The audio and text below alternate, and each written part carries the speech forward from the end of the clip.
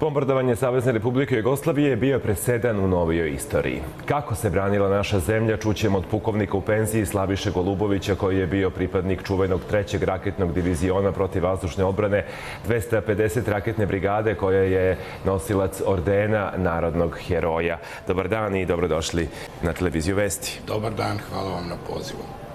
Vi ste objavili knjigu Pad noćnog sokola, o kojoj ćemo pričati svakako kasnije, ali bih voleo za početak da se osvrnemo na ono što je možda najbitnije, a vezano je za današnji dan.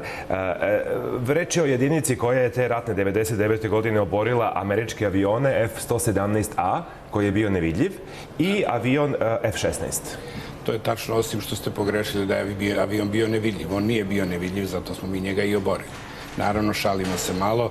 Da, ja sam bio pripadnik jedinice koja je te marta 1999. godine postigla za nas veoma značajne vojničke uspehe, oborivši praktično 3 američka aviona. Vi niste u ovom sada spomenuli da smo 20. maja te godine mi gađali, pogodili i po mojoj proceni i našoj proceni verovatno oborili američki strateški bombarder B-2. O tome možemo nešto kasnije više reći ukoliko bude vremena. Hajde da se prisjetimo te radarske slike šireg prostora Balkana veče pred početak bombardovanja. Ta slika je izgledala zastrašujuće, imate je i ovde u ovoj knjizi, a imamo i mi da je pokažemo, samo ćete mi pomoći da je pronađemo i da ujedno pokažemo našim gledalcima. Slika radarska je bila veoma karakteristična. Znači, agresija je počela 24. To je upravo na današnji dan i te godine je bila sreda, 24. Mi smo već dan ranije, u utorak, dobili pripravnost broj 1 i bili u punoj pripravnosti i spremnosti za dejstvo po ciljevima u vazdušnom prostoru. Negde oko 23 časa uveče desilo se na nebu nešto što se inače dešava u svim kriznim situacijama ili situacijama koje prethode ratu, a to je da je celokupan civilni vazdušni saobraćaj izmešten iz vazdušnog prostora tadašnje Savezne Republike Jugoslavije. Ukoliko je ta slika vidljiva, vidimo da to nije samo iznad Savezne Republike Jugoslavije, nego je to iznad celog Balkana. Znači, uobičajeni koridori preleta avijacije iz Evrope ka jugoistoku su zatvoreni i ceo tog civilnog saobraćaja krenuo je putanjom Austrija, Mađarska, Rumunija, Bugarska. To je za nas koji pratimo situaciju u vazduhu značilo da će ili da počne te večeri ili će početi najkasnije sutra. Evo, nakon 22 godine, kad se prisjetite tog dana, kako je bilo? Mogu vam reći da je bilo užasno. Mi vojnici to najbolje znamo i osjećamo. Svi smo mi očekivali da će rat da počne.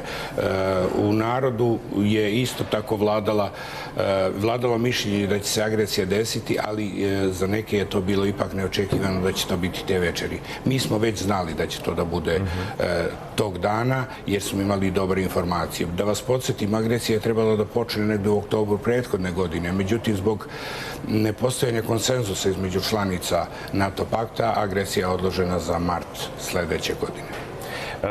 Možete da nam kažete koliko puta je dejstvovala 250 raketna brigada tokom 78 dana? O broju dejstava 250 raketne brigade nalazi se u samoj jedinici i on nije toliko bitan za nas, da li je dejstvovano 50, 60, 100 ili 100 puta. Za nas je važno da smo dejstvovali uvek kada su za to postojali povoljni uslovi, odnosno kada su ispunjeni uslovi da možemo dejstvovati po vazduhoplovu, da možemo postići nekakav cilj tim dejstvom, a da pritom ne pretrpimo sopstvene gubitke. Dakle, broj raketa može da bude i 80, i 90, i 100, ali je važno da su one lansirane u momentima kad su za to postojali uslovi.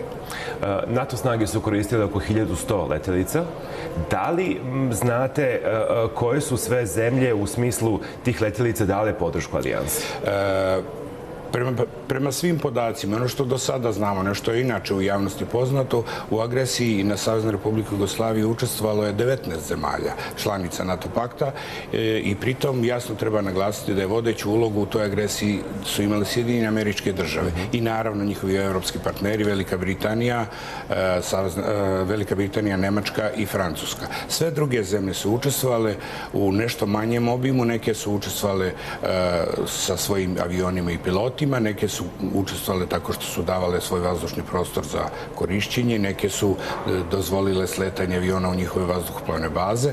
Za nas je važno i treba reći, treba svi da znamo da su sve naše susedne zemlje dale svoj vazdušni prostor za prelet, za napad na našu zemlju. Dakle, napad na našu zemlju je bio iz svih pravaca, pa znači i sa severa, i sa istoka, i sa juga, i sa zapada.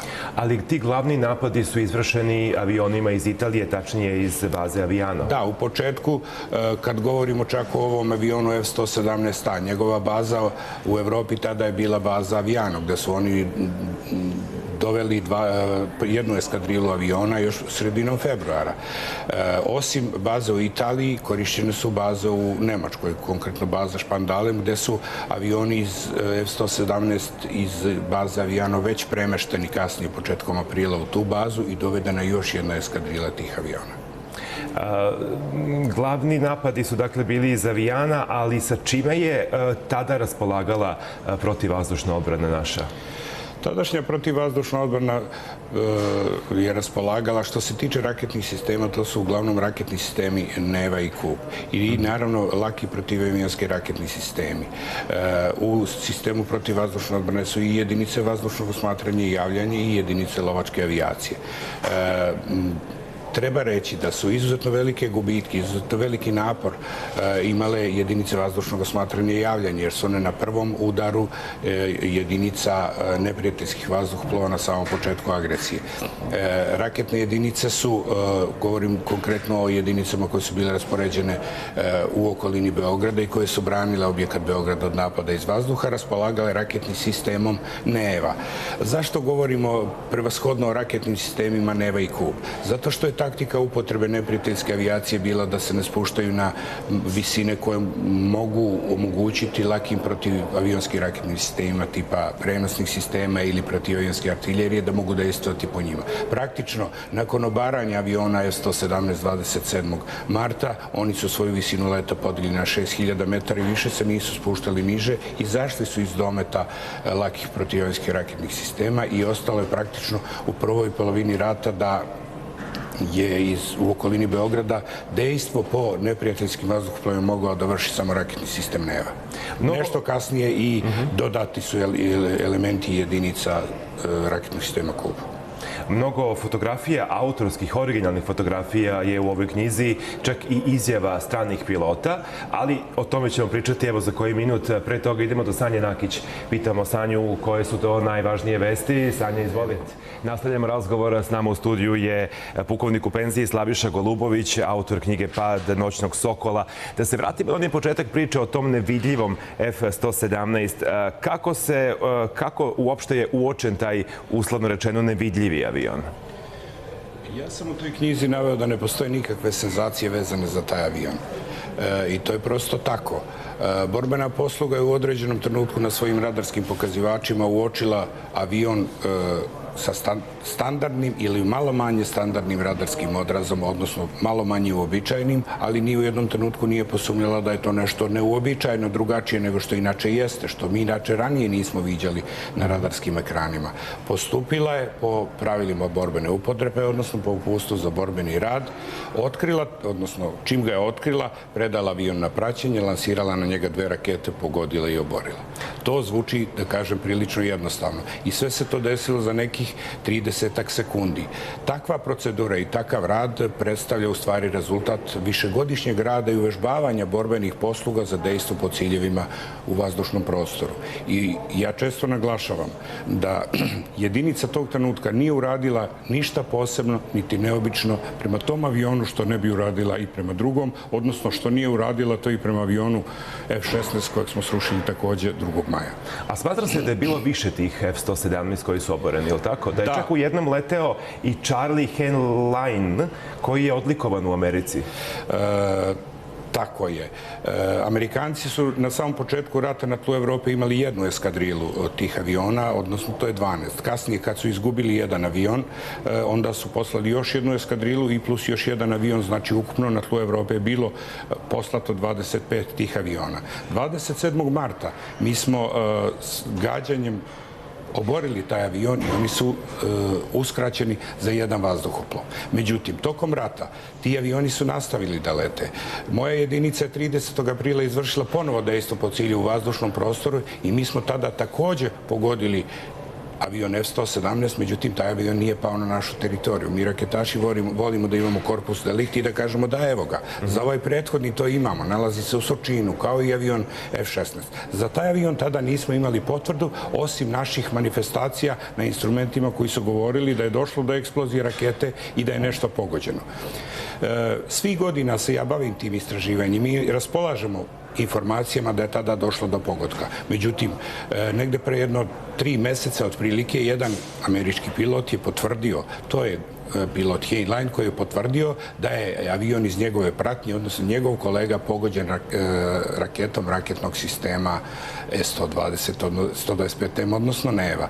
Ja sam se usudio u svom jednom analitičkom tekstu da kažem da to nije pogođen njegov kolega, nego da je upravo pogođen on. U knjizi sam opisao koliko smatramo da je pogođeno aviona F-117, pa sam sebi dao slobodu da kažem da se jedan nalazi ovde u Surčinu, a da su pogođena još 2 aviona F-117, jer broj aviona koji su se vratili sopstvenim pogonom u Ameriku nakon rata ukazuje da su 2 aviona još nisu vraćeni sopstvenim pogonom, nego su vraćeni u delovima, u kontejnerima ili na neki drugi način. Dakle, smatram da su oni izgubili ukupno 3 aviona F-117 tokom agresije. Postoje nekakve indicije da tu ima mesta možda za još jedan avion, ali u to nisam siguran. To će neki naredni istraživači ili možda ja, ukoliko budem došao do nekih podataka, potvrditi. Vi u ovoj knjizi Pad noćnog sokola između ostalog pišete i o tome da je bilo dosta spekulacije i nagađanja o padu strateškog bombardera B-2, poznatije kao Duh Mizurija, vrednom $2 milijarde. Da, taj avion je tada u projektu vredeo 2 milijarde i 100 miliona dolara. I sasvim je logično što se o tome priča, odnosno što protivnička strana o tome uopšte ne želi da priča. Prethodni avion F-117 je koštao tada oko 45 miliona dolara. Zamislite koliko onda, šta treba reći svojim poreskim obveznicima ako smo im srušili avion koji je 50 puta skuplji. Ima neke razlike o tome u vašem prvom i ovom drugom dopunjenom izdanju? Razlike ima samo u novim saznanjima, razlike u samim činjenicama nema. O čemu se tu naime radi? Tada nismo, ja sam se bavio dugo istraživanjem, međutim, kako godine prolaze, to istraživanje nama ide u korist. Zašto? Zato što se javlja sve veći broj ljudi koji nakon određenog vremena ili kad odu u penziju, ili su to američki oficiri ili piloti, pojave se povremeno u javnosti neki dodatni podaci. Na osnovu dodatnih podataka ja sam izneo jednu detaljnu analizu koju je teško ispričati u nekih 2 ili 3 minuta. Čitaoci koji dođu u posjed knjige vidjet će jasno da su indicije koje govore da je taj avion oboren sasvim takve da mi možemo sa izuzetno velikim procentom reći da je avion oboren. S tom razlikom, vi ste ovde spomenuli da se radi o Duhu Misurija. Svi njihovi avioni, 20 i nešto koliko je proizvedeno, imaju naziv Duh. Da li je to Duh Kanzasa, da li je Duh Misurija, to je jedna aviona davana su po imenima saveznih država. Ja sam u toj analizi izneo da se uopšte ne radi o Duhu Misurija, nego da se radi o Duhu Kanzasa. A zašto? Zato što je Duh Kanzasa 2008. godine pao u bazi Andersen. Ja smatram da je njegov pad insceniran, da bi se pokazao gubitak tog aviona i da je to u stvari tada da smo mi 99. godine oborili Duh Kanzasa, a ne Duh Misurija. Suviše je složeno objašnjenje i analitika tog događaja da bi ga ovako kratko objasnili, ali u izuzetno velikom procentu tvrdim da smo mi taj avion oborili. Naravno, ovdje nemamo korpus delikt, tako da ne mogu da kažem 100%, zato sam tu priču ostavio otvorenom. 22 godine nakon ovog događaja, kako sada gledate na sebe tada? Da li ste vi svi bili tada nošeni idejom da ćemo odbraniti zemlju, da smo jači od izuzetno snažnijih napadača i mnogobrojnijih? Koliko je tu ta psihološka svest morala da igra ulogu? Izuzetno važno je u tom trenutku bilo srce. Zašto vam to kažem? Ja sam čak u epitafu ruskog izdanja napisao da smo uspeh postigli srpskim srcem i ruskim oružjem. Zašto? Mi smo bili zemlja koja je dugo godina bila iznurena ekonomskim sankcijama, koja nije imala mogućnosti da ulaže u naoružanje i vojnu opremu, tako da smo u sam sukob sa višestruko moćnim ušli izuzetno inferiorni. Morali smo da uložimo puno sebe. Gde smo mi bili na dobitku? motivisanost, uvežbanost, odlučnost, hrabrost, sve smo mi to morali da ispoljimo. Na kraju borili smo se sopstvene živote, da sačuvamo tehniku da bi dočekali kraj rata i na kraju da sačuvamo naše porodice i objekat koji stvari branimo. Uradili smo ono samo za što smo mi namenjeni. To je da vojska kad uđe u rat postigne određeni uspeh. Mi građani znamo kako smo se tada osjećali, neko imao 5, neko 15 godina, ali negde se većina onih koji nas sada gledaju toga seća i znamo da smo išli po skrovištima, pogotovo prvih nekoliko dana nismo znali šta se dešava. Nama je bila potrebna podrška porodice. A čiju ste vi podršku tada imali? Kako ste među sobom komunicirali? Raketne jedinice isključivo funkcionišu kao timovi. Tu ne postoji rad pojedinca. Vi ćete se nekad u nekakvim pričama u gradu susresti s ljudima koji su rekli ja sam oborio avion. U raketnim jedinicama ne postoji lična zamenica ja, postoji samo mi. Dakle, izuzetno dobro uigrani i uvežbani timovi samo mogu da postignu uspeh. Obaranje tog jednog aviona podrazumeva učešće 7, 8 ili 9 ljudi u samom ključnom momentu dejstva. Pre toga cela jedinica učestvuje u pripremama. Dakle, tih 7, 8 ili 10 ljudi moraju da funkcionišu kao satni mehanizam precizno. Ukoliko jedan zupčanik iz tog mehanizma izbacite, nećete dobiti rezultat. Dakle, izuzetan, precizan i timski rad borbene posluge koji se godinama uvežbava. To daje rezultat. Dakle, zluradi komentari da su avioni oboreni slučajem ili uz tehničkog kvara nemaju mesta, radi se isključivo o znanju, veštini, hrabrosti i obučenosti ljudi koji su tada to radili. A kad vojnik malo psihički padne, jer je normalno da 78 dana niko ne može biti na vrhuncu snage i odlučnosti, kako onda? U timskom radu ostatak tima podiže toga koji psihički padne. Da, bilo je situacija koje su izuzetno kritične. Vi morate da znate da borbena posluga sedi u jednoj zatvorenoj metalnoj poluprikolici koja je prilično klaustrofobična. Vi ne vidite nebo, a radarski vidite avione u vazdušnom prostoru. Naravno da postoji strah. Kod svih nas je postojao strah i to je normalno. To je korigujući faktor u tim uslovima. Ali to nije bio paničan strah, to je strah koji smo mi kontrolisali. Zbog toga smo mi uspeli. A vaše porodice, kako su reagovale? Koliko ste bili u kontaktu sa njima? Koliko ste mogli zapravo da budete u kontaktu sa njima i da ih negde smirite ili oni vas? To je, nažalost, bilo vreme u kojima nije bilo mobilnih telefona kao što ih ima sad, u kojima su fiksne veze često bile u prekidu i ja vam mogu reći da smo se prilično loše osjećali i bili jako zabrinuti jer su oni bili zabrinuti za nas, a mi smo brinuli za njih. Oni su se često nalazili na područjima gde su takođe bili gađani objekti iz vazduha, tipa razne fabrike, ako je u pitanju Krušik, ako je u pitanju Prvi Partizan, ako je u pitanju Prva Petoletka, ili na kraju gađani su i neki objekti koji uopšte nisu vojni, pa su proglašeni kolateralnom štetom. Dakle, i njihovi životi su bili ugroženi. Lični nekakav moj osjećaj u nekim trenucima krize je bio da sam u tom trenutku najviše želeo da nemam nikoga, jer mi je lako da poginem, a da niko ne ostane iza mene i da pati zbog toga. U ovoj knjizi, koja je, dakle, drugo izmenjeno i dopunjeno izdanje, Pad noćnog sokola, vrlo mnogo ima fotografija. Ja ću se moliti kolege da i ovo pokažemo. To su fotografije, svaka je potpisana. Dakle, to nisu skinute, što bismo mi sad rekli, sa interneta. To su, dakle, autorske fotografije. Da, hteo bih samo još da napomenem, pored fotografije, da knjiga sadrži 47 autorizovanih tekstova. Upravo na toj strani vidite da je jedan od autora tekstova potpisao. Znači, svi učesnici događaja govorili su o tim događajima, o borbenim postupcima i na kraju su svoje kazivanje potpisali. Isto tako, najveći deo ovih fotografija su originalne ratne fotografije, pri čemu sam, recimo, polovinu tih fotografija ja autor, jer je fotografija moj hobi. Kad sam tu knjigu pokazao istoričarima i poklonio jedan primerak Srpskoj akademiji nauka i umetnosti, oni su rekli da, ovo je odličan istorijski izvor prve kategorije. To je u stvari jedan dokument u kojem su svoja kazivanja izneli sami učesnici događaja, neposredni učesnici događaja. Dakle, ne govore njihovi potomci, nego oni sami.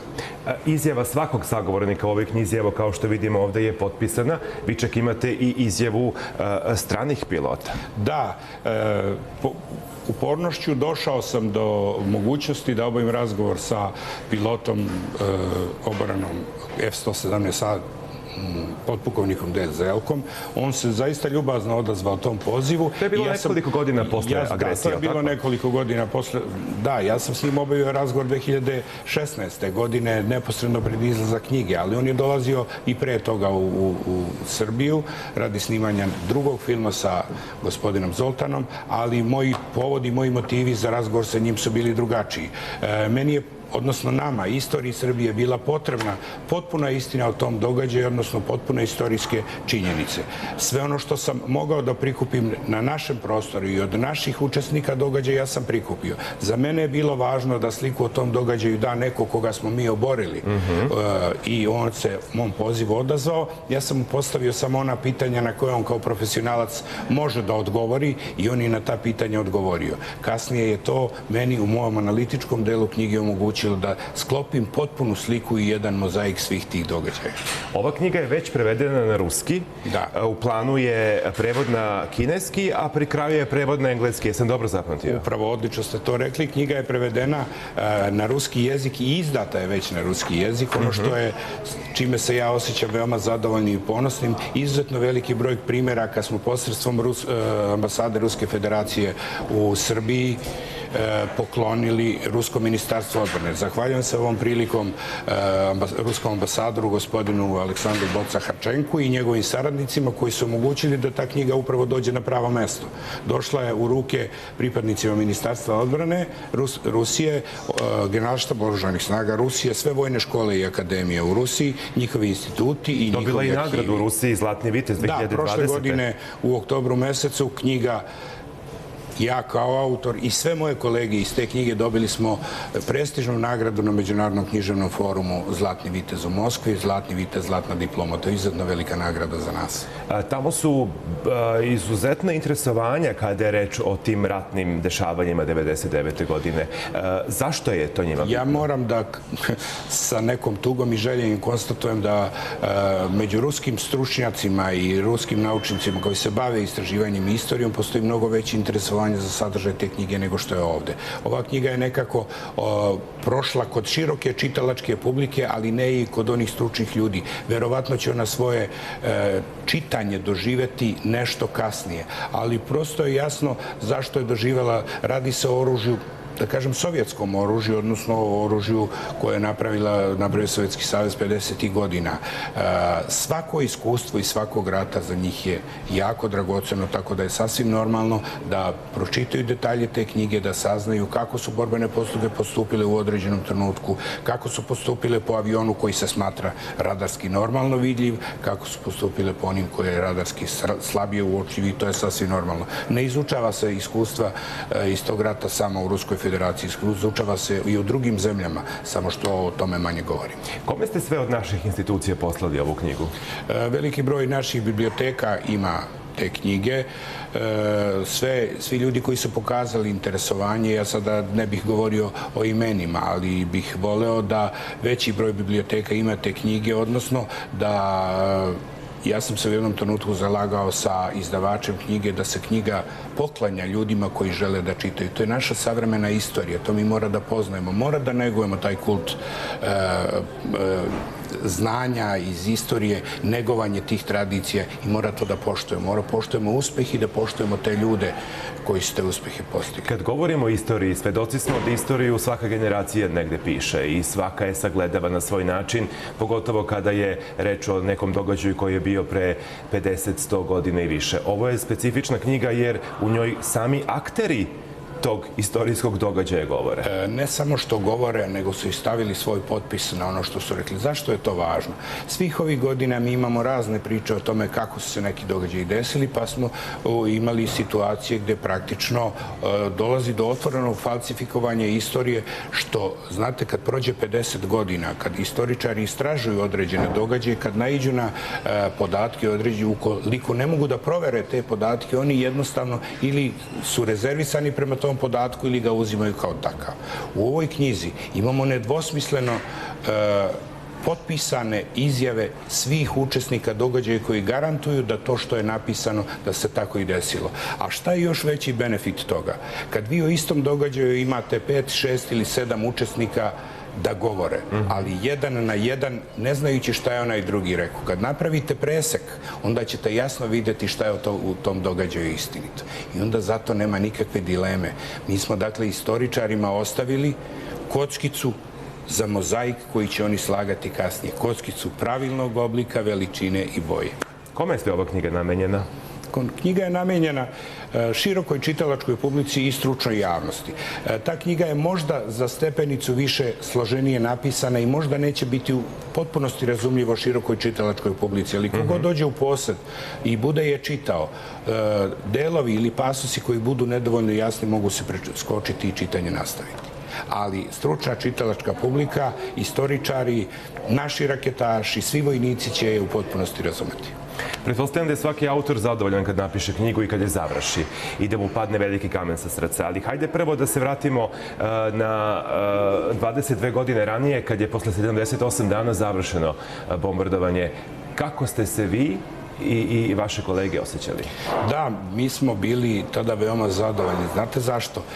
Mi smo se posle 78 dana vratili na svoju mirnodopsku lokaciju sa najvećim vojničkim uspehom, a to je oborili smo 3 američka aviona, a pritom nismo imali ni jednu žrtvu, ni jednog čak povređenog vojnika, ni jedno ozbiljnije oštećeno vozilo ili tehničko sredstvo, a pritom smo od strane napadača, odnosno neprijatelja, bili gađani 22 puta protiv radarskim raketama. Samo svojim znanjem, veštinom i umećem izbegli smo da jedna raketa ne pogodi nas. I kućete veći uspeh, uđete u rat, oborite 3 neprijateljska aviona, vratite se u jedinicu živi i zdravi, nikoga ne vratite u mrtvačkom sanduku i svi nastavimo da funkcionišemo dalje. Mi smo u kasarnu Jakovo se vratili onako kako smo iz nje izašli, bez gubitaka. A kad ste se vidjeli sa porodicom posle svega? Sa porodicom smo se vidjeli relativno brzo odmah. Moram da kažem da su u tih 78 dana rata, kao i svakom ratu, postojale mogućnosti da se povremeno neko na par sati ili na pola dana ode do kući, jer svi smo mi tu bili iz Beograda, a naši borbeni položaji su bili u okolini Beograda. Formirali smo borbene smene i borbene posluge koje su bile, da kažem, izložene dvostrukom naporu da bi jedan deo ljudstva mogao u nekoj drugoj polovini rata da ode do kuće, da obiđe porodicu, naravno one čije su porodice bile u Beogradu, jer su mnogi otišli van Beograda. I evo za kraj, danas, baš na današnji dan, bila je sreda, dakle večeras je pre 22 godine to sve počelo. Kako sada gledate na sve to? Prošle su 2 decenije. Ispričane su razne priče, čuli smo sve. Ispričane su razne priče, ali smo mi uspeli da stavimo tačku na neke neistinite priče o tome i da taj događaj smestimo tačno onda gde on zaslužuje i na način na koji on zaslužuje. Naravno, ja sam jutros u nekim razgovorima rekao da ovaj dan uopšte ne volim inače, jer imam ružne asocijacije na njega. To je bio moj prvi ozbiljni rat. Bilo je ratova i 90-ih kojima ja nisam neposredno učestvovao, ali sam učestvovao posredno. Tada, 99. 24. marta, mi smo sa kolonom vozila napustili naš mirnodopski položaj i krenuli u rat. Osjećaj je izuzetno težak. Kad ste počeli da se zanimate za vojsku, za protivvazdušnu odbranu, kad ste ušli u celu ovu vašu profesionalnu priču kao momak, jeste mogli da verujete da ćete na terenu zaista imati mogućnost da ste u ratu, a ne samo da o njemu učite i da o njemu vežbate? Mislim da tada nisam u samom početku imao potencijal da to razumem u smislu kako ste vi pitali. Da, ja sam se opredelio za vojni poziv, da ja hoću da učim. Upravo moja motivacija su bili raketni sistemi protivvazdušne odbrane, ali mi smo se stalno spremali za nešto što je rat u velikoj nadi da do tog rata neće doći. Međutim, vi znate da je ovaj prostor inače takav da se postoji periodično ratova i da je u stvari srpska istorija bogata istorijama, nažalost, ratova. Nije isključeno da se nekakav rat neće ponovo dogoditi, ne govorimo o broju godina, ali je dobro da se zemlja priprema i naoružava bez obzira da li će do toga doći ili ne. Ja se radujem što su konkretno konkretno u oblasti protivvazdušne odbrane učinjeni neki pomaci, nabavljeni novi raketni sistemi PVO, to je defanzivno oružje i ne treba bežati od toga i ne treba se nikome pravdati zašto mi to kupujemo i nabavljamo, naravno u skladu sa ekonomskim mogućnostima zemlje i ja čvrsto verujem da će biti novih nabavki, novih raketnih sistema. Gospodine Globoviću, ja se nadam da smo bar nekog zainteresovali za ovu knjigu. Ona se može pronaći u knjižarama. Ona se može pronaći u knjižari Medija centra odbrane u blizini Studentskog trga. A ako neko baš ne može da je pronađe, neka me kontaktira putem društvenih mreža, dobit će knjigu. Mnogo sam knjiga poslao, što kod nas, što širom sveta. A ovom prilikom najavljujem da će se za nekoliko dana pojaviti elektronsko izdanje knjige na srpskom jeziku, pa će svako širom zemljine kugle imati priliku da je preuzme preko interneta. Ajde, čita na engleskom uskoro i na kineskom. Uskoro na engleskom, se već čita. Nadamo se i na kineskom. Hvala vam mnogo na današnjem gostovanju i verujem da smo sa još jedne strane osvetlili ovaj događaj koji je bio pre 20 godina. Hvala vama i bilo mi je zadovoljstvo.